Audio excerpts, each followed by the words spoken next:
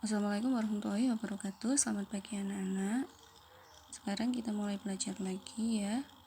Tema 2 subtema 3 dengan judul tema energi alternatif. Ya. Energi alternatif itu apa? Energi alternatif itu adalah energi pengganti dari sumber energi yang biasanya kita gunakan ya. Misalnya ini kita baca, sumber energi yang berasal dari minyak bumi dan gas merupakan sumber energi yang tidak dapat diperbarui. Sumber energi ini memiliki ketersediaan yang terbatas dan suatu saat akan habis ya. Karena sumber energi seperti minyak bumi dan gas ini tidak dapat diperbarui, maka oleh karena itu ketika suatu saat nanti energi ini habis, maka diperlukan energi alternatif untuk menggantikannya, agar manusia tetap bisa memanfaatkan energi dalam kehidupan sehari-hari ya. Energi alternatif. Nah, ini ada contohnya. Contohnya adalah sinar matahari, angin, air, panas bumi, gelombang laut, dan energi bio. Nanti kita akan bahas satu persatu ya. Nah, ini anak-anak ada sumber energi alternatif ya. Merupakan sumber energi yang bukan sumber energi tradisional. Jadi, sumber energi alternatif dikembangkan saat ini memanfaatkan sumber energi yang tersedia di alam. Ya, jadi tadi energi alternatif itu energi pengganti ya. Sekarang kita coba lihat yang nomor 1, matahari. Merupakan sumber energi utama di bumi. Hampir semua energi yang berada di bumi berasal dari matahari. Energi panas yang dihasilkan dapat digunakan memanaskan ruangan, memanaskan air, dan keperluan lainnya. Mengapa energi matahari itu bisa disebut sebagai energi alternatif? Karena dia bisa menggantikan fungsi dari energi yang habis. Misalnya minyak bumi ya. Minyak bumi itu kan digunakan untuk kendaraan bermotor ya. Untuk bahan bakar kendaraan bermotor. Jika minyak bumi habis suatu saat nanti, bisa digantikan dengan energi matahari sebagai bahan bakar kendaraan bermotor dengan memanfaatkan sel surya. Bisa digunakan sebagai sel surya. Sudah ada ya, misalkan kendaraan bermotor atau transportasi umum seperti pesawat, sudah ada yang menggunakan energi matahari sebagai bahan bakarnya ya. Jadi cukup dengan energi matahari, maka pesawat itu bisa terbang. Nah, itu salah satu contohnya ya. Yang tadinya pesawat adalah bahan bakarnya dari minyak bumi, karena minyak bumi sudah langka dan bisa habis suatu saat nanti, maka bisa digantikan dengan energi matahari sebagai bahan bakar. Nah, begitu juga dengan angin dan air ya. Energi alternatifnya apa yang bisa digunakan? Kalau angin bisa digunakan sebagai pembangkit listrik tenaga angin. Air juga bisa digunakan sebagai pembangkit listrik tenaga air yang disingkat dengan PLTA ya. Panas bumi. Energi panas bumi merupakan energi yang berasal dari panas yang disimpan di bawah permukaan bumi. Pusat bumi terbentuk dari lapisan batuan yang panas. Hal ini menunjukkan bahwa bumi merupakan sumber energi panas yang sangat besar. Nah, panas bumi ini bisa digunakan sebagai pembangkit listrik tenaga uap atau PLTU. Karena panas bumi ini, kemudian ketika panas bumi ini diberikan suatu cairan ya, terkena air, maka itu akan menimbulkan uap. Nanti akan menghasilkan energi yang nantinya bisa digunakan sebagai pembangkit listrik tenaga uap atau PLTU. Gelombang air laut juga bisa digunakan sebagai pembangkit listrik karena memiliki gerakan ya. Gerakannya itu bisa menggerakkan kincir air yang nantinya bisa menyalakan generator untuk menghasilkan listrik. Ini ada bahan bakar bio.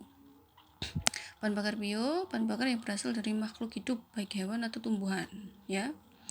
Ada bio yang berasal dari tumbuhan, diantaranya dari tumbuhan berbiji yang mengandung minyak, seperti bunga matahari, jarak, kelapa sawit, kacang tanah, dan kedelai. Ini disebut dengan bio juga ya.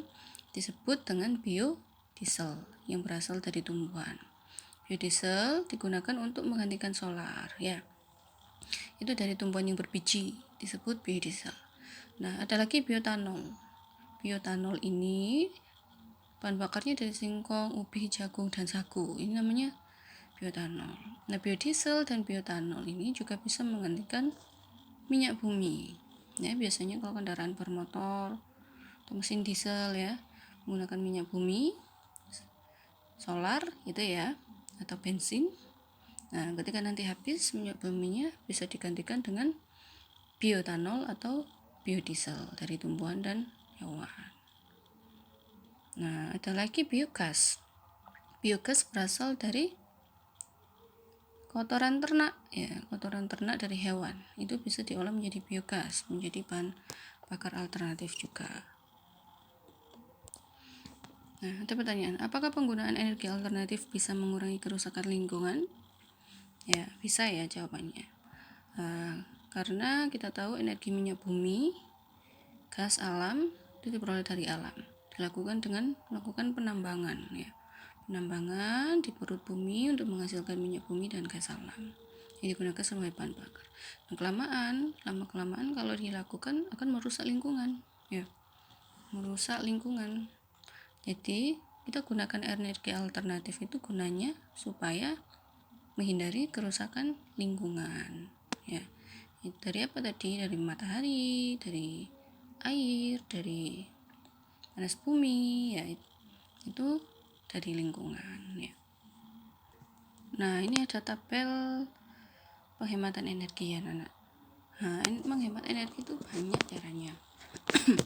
Kemarin sudah pernah dibahas ya, sudah dikerjakan sama anak-anak juga, cara menghemat energi listrik, cara menghemat energi air, ya, dan sebagainya sudah pernah dijelaskan. Nah, sudah pernah dikerjakan juga oleh anak-anak.